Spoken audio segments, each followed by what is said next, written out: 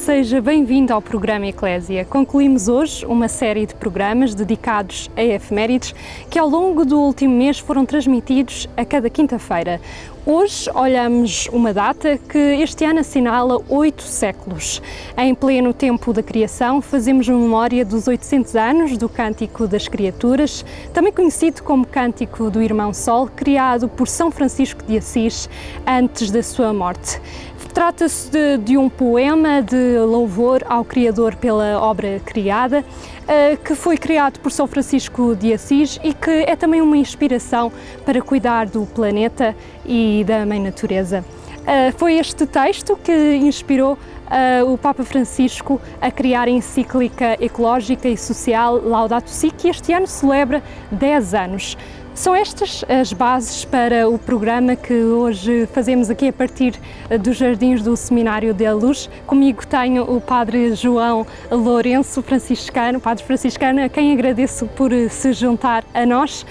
Estamos aqui nestes Jardins do Seminário que nos remetem para esta ligação entre a humanidade e a natureza. Natureza essa invocada por São Francisco de Assis no Cântico das Criaturas. Pergunto-lhe que cântico é este e de que forma é que é significativo nos dias de hoje? Eu inicio também por deixar uma palavra de saudação a todos os nossos telespectadores, saudar a Eclésia por esta série de programas com estas efemérides notáveis, particularmente para nós, esta dos 800 anos do Cântico das Criaturas e dos 10 anos da Laudato Si. Embora não seja um texto propriamente de mão franciscana, mas o Papa Francisco também tinha muito de mão franciscana, mas é acima de tudo um texto de inspiração também franciscana, como foi referido, a partir do Cântico das Criaturas. De que forma é que este cântico hoje encontra a atualidade? Eu acho que este cântico encontra uma grande atualidade, principalmente no âmbito e no espaço de uma crise ecológica em que vivemos, crise ecológica que tem diferentes vertentes, mas que resulta também numa perspectiva que me parece importante. Nós precisamos de reformular os parâmetros da nossa formação e o Cântico do Irmão Sol, eu tenho dito em várias conferências que fiz ao longo deste ano, o Cântico do Irmão Sol enquadrava bem em algumas temáticas que têm a ver exatamente com a questão das ciências sociais e particularmente com tudo quanto tem a ver com, por exemplo, em Portugal, uma disciplina chamada cidadania. E também com ética, porque de facto nós precisamos, a sociedade tem-se vindo a deteriorar e não faltam medidas, que eu diria, acomodatícias, medidas de ocasião, ou seja, medidas legislativas. Os nossos decisores, no geral, esquecem-se que cada medida de decisão, caráter jurídico, vai encontrar 10 formas de a ignorar. O que é que nós precisamos? Mais do que medidas ad hoc, por ocasião, nós precisamos de um contexto verdadeiramente de formação, de base, em que as pessoas têm já princípios adquiridos, têm já princípios normativos nos seus comportamentos que ajudam a encarar a natureza com a sua beleza, com a sua dimensão, eu diria, transcendental, e isso o Cântico do Irmão Sol foi buscar naturalmente a tradição bíblica, não é? Os textos da liturgia judaica, designadamente vários salmos, que eram os textos mais usados, porque a liturgia trazia para a vida real daqueles que estavam envolvidos nela os grandes princípios da fé bíblica. E os salmos, um dos temas que privilegiam é este da natureza. Bastará para isso lermos o Salmo número 8, um salmo riquíssimo. São Francisco não foi copiar o Salmo 8, mas tem na alma esse espírito bíblico que o leva a ir buscar à natureza aquilo que eu, no geral, designo, ele vê aí o espelho da grandeza e da beleza de Deus. E por isso o Cântico do Irmão-Sol é o espelho da grandeza e da beleza de Deus, traduzido, refletido nas criaturas que São Francisco vai descobrir, não apenas como entidades úteis práticas, que servem os intentos do homem, mas com princípios formadores para animar e dar sentido à sua caminhada. E ao longo deste tempo têm sido criadas várias versões sobre o Cântico das Criaturas. Este também é um sinal de que este cântico continua nos nossos dias, continua presente nos nossos dias, estas questões que tratam? Sim, ao longo dos tempos, muitos autores versaram, desenvolveram, inclusive até numa primeira fase da composição, nos primeiros tempos, provavelmente o Salmo das Criaturas teve complementos àquilo que foi a iniciativa de São Francisco e alargou provavelmente a sua abrangência, mas ao longo dos séculos o cântico foi objeto e tem sido objeto de muitas versões. Isso mostra uma coisa, que as pessoas têm necessidade de amar, de contemplar a natureza a partir dela. E ao mesmo tempo que a contemplam a partir dela, encontram que essa contemplação tem uma base, e essa base é a beleza de Deus. E isso é que é importante. Nós precisamos de uma dinâmica teológica que nos ajude a ler a natureza. Porque o que é que nós temos neste momento para ler a natureza? O utilitarismo, a ganância, o comodismo, o lucro, o proveito imediato. E isto são critérios avassaladores, destruidores da própria natureza. Nós precisamos, ao ver a natureza, ter um princípio, eu diria, teológico. Porquê? Porque coloca a sua fonte em Deus. E a partir daí, as outras dimensões, as outras perspectivas serão melhor respeitadas, serão melhor utilizadas e para não destruir a natureza e ajudar o homem a ter este enquadramento harmonioso que lhe permite respirar vida, saúde e alegria. E eu acho que isso é importante. E São Francisco faz muito isso. E Padre João, como é que explica que o alcance deste cântico? Como é que explica que tenha superado barreiras da própria Igreja Católica e que hoje em dia tenha também este impacto junto também da sociedade e que tenham sido até feitas, que tenha motivado a recriação artística? Olha, a explicação eu creio que está no próprio texto. Primeiro, a beleza do texto e as dimensões que o texto assume e confere à criação, particularmente eu diria duas. Uma é a magnificência do Criador, a fonte. É importante que nós na vida tenhamos referências a fontes. Não é apenas a fonte da água, mas é a fonte onde nos inspiramos e que nos inspira na nossa vivência cotidiana. O outro é a dimensão da fraternidade. E aí São Francisco foi genial e foi único. Francisco procura a fraternidade dos opostos, o céu e a terra. Isso já o vai buscar um bocadinho aos Salmos, os diversos níveis da criação, mas principalmente algo que até aí ninguém tinha cantado, a fraternidade dos opostos, vida e morte. A irmã vida, a irmã natureza, a irmã beleza e a irmã morte, que é também uma expressão desta grandeza, apesar de nós a sentirmos como uma espécie de aniquilamento, mas a morte para Francisco era um momento de manifestação da plenitude, o encontro final com a fonte da beleza que é o Criador. E se dúvidas houvessem de que este Cântico das Criaturas tem atualidade, em 2015 o Papa Francisco publicou a encíclica ecológica e social Laudato Si sobre esta questão, a questão ecológica. Pergunto-lhe que novidade é que, no seu entender, este documento trouxe? Olha, este documento Há uma novidade que é institucional. Este documento teve ecos na sociedade que já há muito tempo não se viam a partir de documentos eclesiásticos, mesmo pontifícios.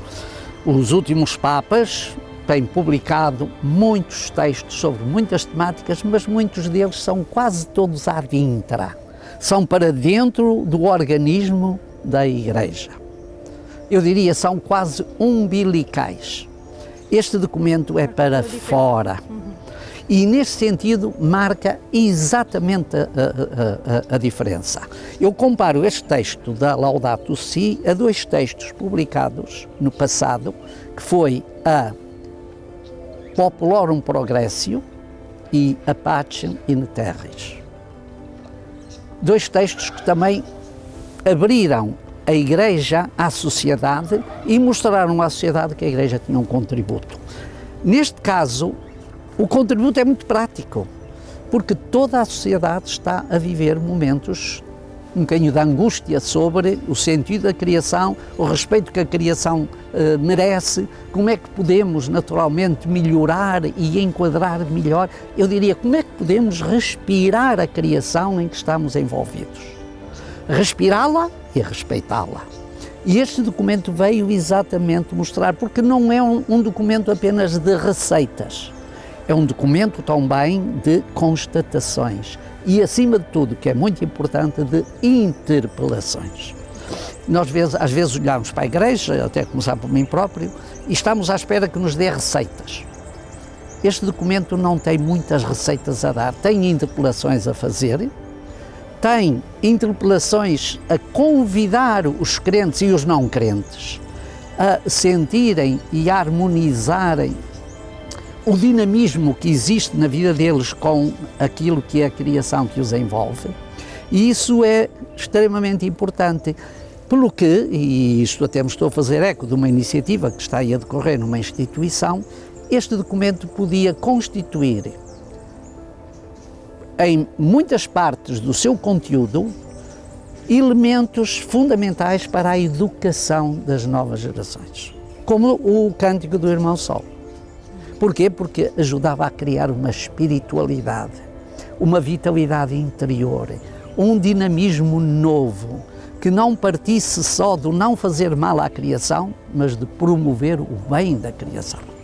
E estas interpelações que o Papa deixa nesta encíclica, nomeadamente a conversão ecológica, pede esta conversão ecológica, o Padre João Lourenço sente que têm sido respeitadas, que têm sido concretizadas ao longo do tempo, ou que estamos longe disso?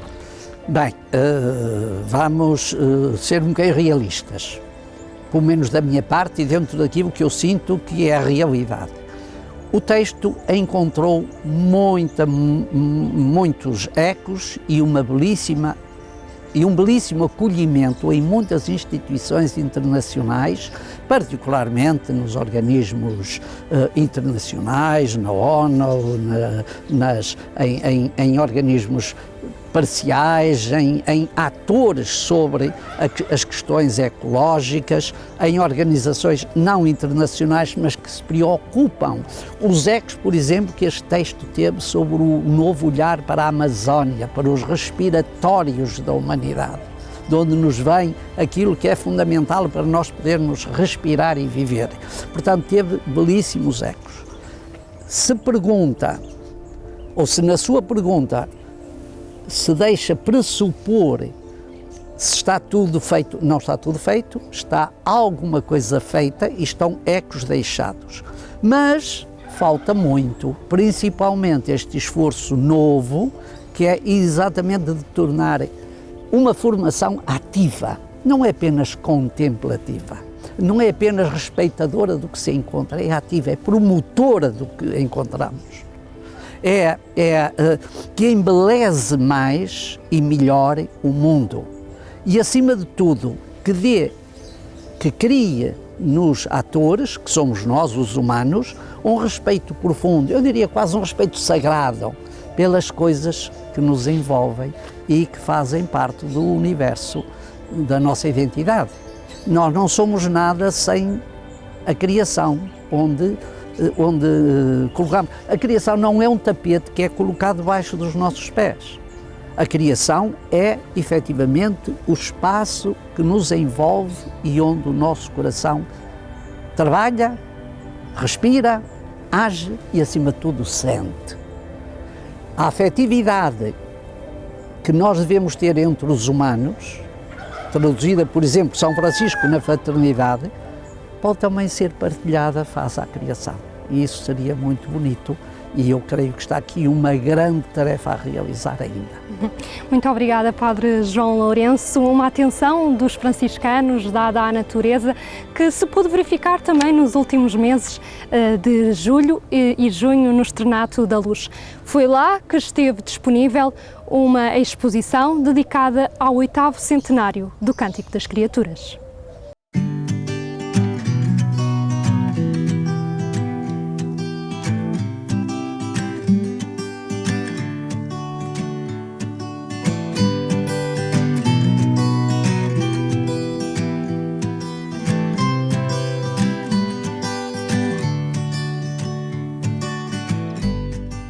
Já me encontro junto da mostra dedicada ao 8º centenário do Cântico das Criaturas e comigo tenho o autor, Carlos Albuquerque, e a quem pergunto como é que nasceu esta exposição. Eu resido cá na freguesia, tenho 2 filhos que frequentaram o externato. Eu sabia que o Cântico das Criaturas é um dos lemas significativos dos franciscanos.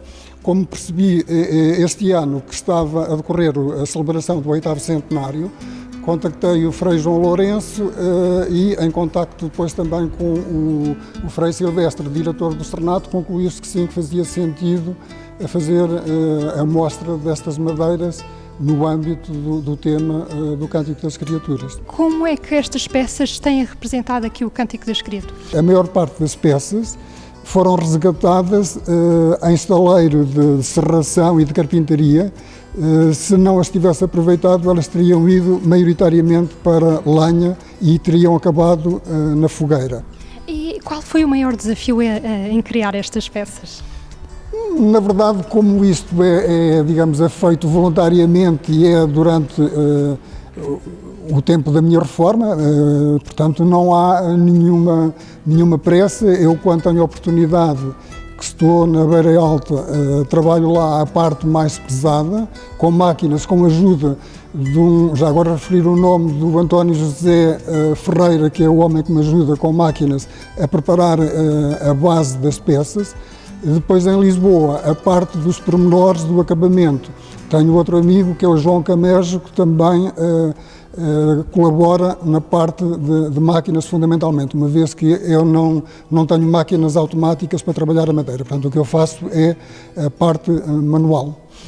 E estas peças, de alguma forma, invocam aqui o Cântico das Criaturas. Eu pergunto-lhe que impacto é que tiveram também junto dos alunos, do que sabe, quando a exposição esteve disponível. O que é que os alunos disseram e qual foi a reação das pessoas quando aqui visitaram a exposição? Quando eu estava a instalar as peças, durante os primeiros dias, havia de facto muita curiosidade de vários alunos que alguns deles bastante curiosos e que faziam perguntas, punham questões.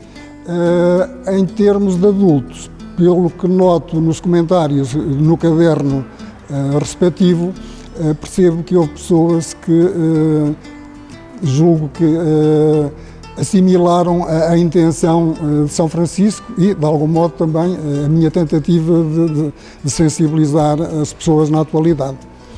E estas peças são feitas de madeira, como já disse. Quanto tempo é que demoraram a ser feitas? Tem uma ideia?